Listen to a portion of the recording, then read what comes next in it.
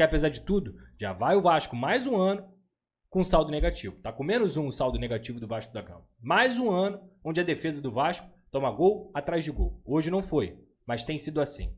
Então a expectativa é que se esse setor defensivo evoluir, o Vasco tem muita possibilidade de fazer um bom trabalho no Campeonato Brasileiro. E é isso, cara. É isso. Tem que entender que esse é o Campeonato do Vasco, que na próxima rodada vai pegar o Cruzeiro fora, jogo difícil. O Leonardo Jardim é um baita de um treinador, tem bancado inclusive Gabigol, Dudu, tem botado um time muito mais móvel, muito mais jovem. Vai ser complicado, pelo menos é no Parque do Sabiá. E nesse momento é melhor enfrentar o Cruzeiro no Parque do Sabiá do que no Mineirão. Depois o Vasco pega o Palmeiras fora, jogo bem difícil, mas tem que competir como competiu hoje. Não pode ser presa fácil. Aí pega o Vitória no Barradão, acho um jogo acessível também. Vitória é um time que oscila bastante, acho um jogo acessível. Inclusive, se eu não me engano, o Vasco venceu lá no ano passado. E volta a São Januário contra o Fortaleza, que aí pra mim são 3 pontos. Tem que fazer 3 pontos em casa. Fortaleza também é uma baita de uma equipe, mas tem que fazer 3 pontos em casa. E a 10ª rodada é contra o Fluminense no Maracanã, que é um jogo muito acessível. Muito.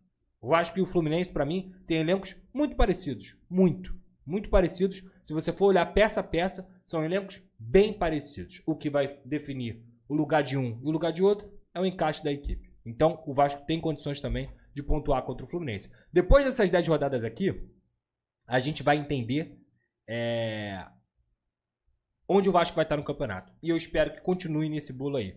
Porra, Pedrosa, o que eu queria? Eu queria que o Vasco estivesse no G4, porra. Eu queria que o Vasco fosse líder do campeonato. Claro que eu queria. Mas tem que encarar o futebol brasileiro com realidade, com sensatez, com uma visão de quem sabe que o Campeonato Brasileiro é difícil, com todo respeito, para um caralho. Essa que é a verdade. Bom, por que o jogo foi bom? Porque Vasco e Flamengo resolveram jogar futebol, cada um à sua maneira, mas foi um clássico leal. Não tivemos lances violentos, preocupações de inibir a arbitragem. A partida foi realizada normalmente, como tem que ser um jogo de futebol.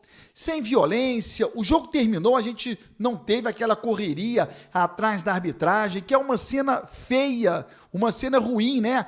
Termina o jogo, a polícia corre e cerca o árbitro, porque tem um monte de jogador, às vezes dos dois clubes, integrantes de comissão técnica, querendo falar, querendo botar o dedo na cara do árbitro. Tivemos nada disso na partida de ontem. E aí o jogo de futebol, ele é corrido, ele é bom, com chances para ambos os lados. A partida acontece quando os jogadores querem jogar futebol e não ficar reclamando da arbitragem. Por isso o jogo foi corrido e foi um 0-0 bom para quem gosta de acompanhar futebol.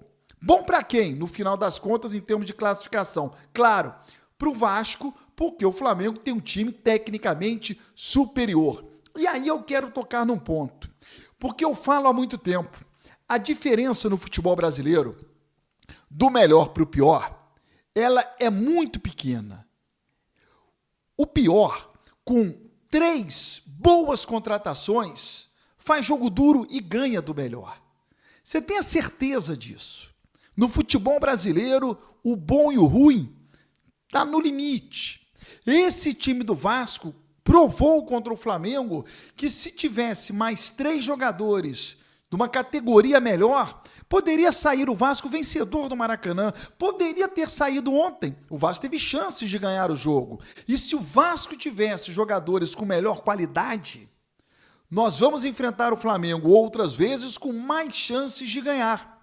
O que aconteceu ontem no Maracanã, o 0-0, jogo empatado, a cada 10 partidas daqui para frente com os mesmos elencos, o Vasco não vai conseguir empatar outras 5. Não vai. O Léo Jardim não será herói em mais 5 oportunidades. Há que se reforçar o elenco. O que eu quero dizer é, reforçando com 3 bons jogadores, ou muito bons, jogadores de nota 8, 7,5 a 8, Pronto, o Vasco briga lá em cima, porque eu volto a repetir, a diferença do melhor para o pior é muito pequena. Já já eu vou falar sobre o absurdo. Bacana a volta da Força Jovem, né? Principal torcida organizada do Vasco na arquibancada. Acho que propiciou uma festa muito bacana, uma resposta legal na arquibancada, resposta às provocações. O absurdo, vou falar. Bom, o Vasco hoje já treinou no CT Moacir Barbosa. Jogadores que iniciaram a partida de ontem fizeram um trabalho regenerativo na academia, recuperação muscular, e os atletas que não começaram o jogo e os que não participaram da partida bateram em bola. Não há muito tempo para descanso. Na terça-feira o Vasco tem jogo importante diante do Lanús da Argentina pela Copa Sul-Americana em São Januário. A vitória, ela é fundamental. Gente, agora o absurdo. Não pode, em nenhum momento, você ter o chamado clássico dos milhões, o maior clássico do futebol brasileiro, e eu vou te explicar por que ele é o maior clássico do futebol brasileiro. Você não pode, por hipótese alguma, ter um setor fechado no Maracanã, quando você tem milhões de pessoas querendo ocupar, querendo entrar no estádio, querendo acompanhar a partida, e você fecha um setor. Não há respaldo nenhum para isso. Qual a explicação? Por que o setor estava fechado? Ah, porque o ingresso é caro, não houve venda? Bota o ingresso barato. Não pode você ter um clássico desse tamanho, clássico dos milhões, com o setor fechado, a não ser que você não tenha procura para ir ao jogo. Eu não estou falando procura por ingresso, procura para ir ao jogo, porque o torcedor, ele quer ir ao jogo. Ele esbarra no quê? Preço do ingresso. Opa, tá caro? Tá, então tem que diminuir. Isso é igual o cachorro-quente na esquina. Se você bota o cachorro-quente a um preço e ninguém compra, ele diminui o preço, até chegar no valor em que alguém vai lá comprar. É normal em qualquer ambiente, em qualquer relação para o consumidor. Um absurdo você fechar um setor em um jogo como Flamengo e Vasco, clássico dos milhões. E por que é o maior clássico do futebol brasileiro? Porque é o jogo que tem a maior repercussão nacional. Paran, de onde você tirou isso? Ué, você vai pegar as 5 maiores torcidas do Brasil, não necessariamente nessa ordem, mas quais são as 5? Vasco, Flamengo, Corinthians, Palmeiras e São Paulo. São as 5 maiores do Brasil. Só que, dessas 5 maiores, as 3 maiores, nacionalmente falando, são Vasco, Flamengo e Corinthians. Palmeiras e São Paulo têm uma repercussão enorme, mas não é nacionalmente. É dentro do estado de São Paulo. Tem repercussão nacional? Claro que tem, mas não maior do que Flamengo e Vasco. Flamengo e Vasco mexem com o Brasil inteiro. Palmeiras e São Paulo, Palmeiras e Corinthians não mexem no Brasil inteiro como mexe Flamengo e Vasco. Não estou dizendo que não mexa. Mexe, mas não tão quanto Flamengo e Vasco, que é o Brasil inteiro acompanhando. Por isso é o maior clássico do Brasil, pela presença das duas torcidas em âmbito nacional. Se inscreva no canal, ative as notificações e até o próximo vídeo. Salve, torcedor vascaíno, seja bem-vindo ao canal Vasco Full. Todos os dias tem conteúdo exclusivo do Vasco aqui pra vocês.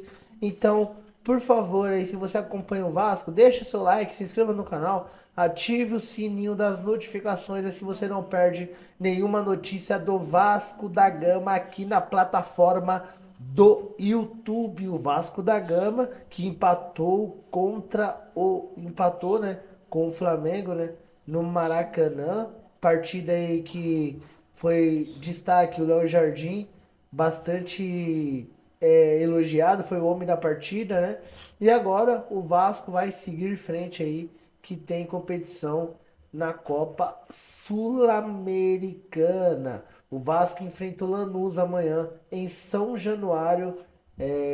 Confronto difícil, né? O Lanús é o líder da chave do Vasco, então o Vasco precisa ganhar. Deixa seu like, se inscreva no canal, ative o sininho das notificações. Deus abençoe cada um de vocês. Tamo junto, forte abraço e vamos Vasco!